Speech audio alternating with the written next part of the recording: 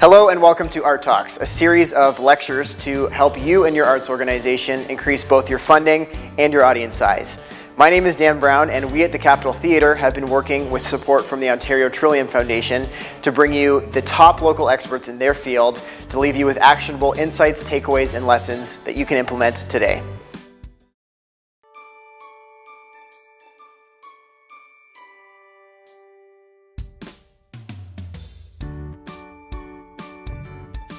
So I want to take a little bit of time to talk to you about box office systems and box office reports and how to use those sales reports essentially to really improve your organization and how to draw insights from those. Anyone that knows me through the film festivals, I look at box office sales. If it's not it could be even several times an hour. I'm looking at that stuff constantly because for me, a box office report, a sales report should be a live document. It is not something you picked apart after your event or after your month's sales or after your campaign. It should be an ongoing piece because that starts to give you clues as to what's hitting in the marketplace, what's working and what's not. Those are our initial clues, say with WIF, as to what's going to be a big hit, what is going to draw people. What happens if it's a film that we hadn't expected to draw heavily? Do we maybe need to change theaters so that way we can accommodate more people? That being said, if we're expecting a film to sell very, very well and sales are soft, that's where you look at that data and then decide, well, going forward, now I'm going to spend some more of my marketing money on promoting that title because that title needs some more attention. It's not being highlighted in the way that we thought. Okay? You don't want to wait till your event or your campaign peters out and then decide this worked, this did not. If you're getting indicators from a sales report early on that a certain product is not selling in the way you thought, you need to course correct in the marketplace and bring attention to that. That's actually really quite critical. Other insights that we get out of our sales report, I love our sales report. I read it. I'm still reading the one from last year. I love reading it. I find it so interesting and I look for nuggets. One can be to determine what types of films that we show are destination films where people, they're must-see, they will get tickets well ahead of time for it, and what films sell heavily day of.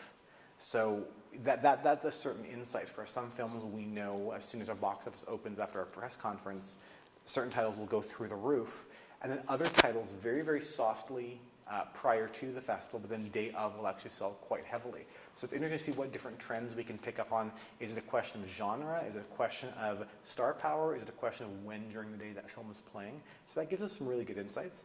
Also with all of the sales reports, we're able to look at different time slots and just to see what time slots are more popular than others, what types of films. We can cluster films by comedy, by drama, by action, and take a look at what makes sense for us. I think we'll find that actually really quite helpful.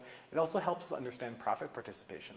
So different films come to us at different price points. So it helps us understand not only do these films sell well, but you give a film that sold less well, but was actually far more profitable, and a film that sells heavier, but you paid a heavier price for it, so it actually didn't contribute to profit in the same way that you had hoped. That's actually, to be honest, really quite helpful. Also looking at something even as basic as sales are being conducted on a website versus in person. Every year, WIF sees a significant growth in online sales, which is terrific. It's something we put energy to. We want people buying the tickets online and coming to pick them up, but we see that movement. Same thing with credit card preference. We're seeing what credit cards are of preference on our website. We're seeing also when traffic is coming in, when films are selling, in what bundles and what amounts.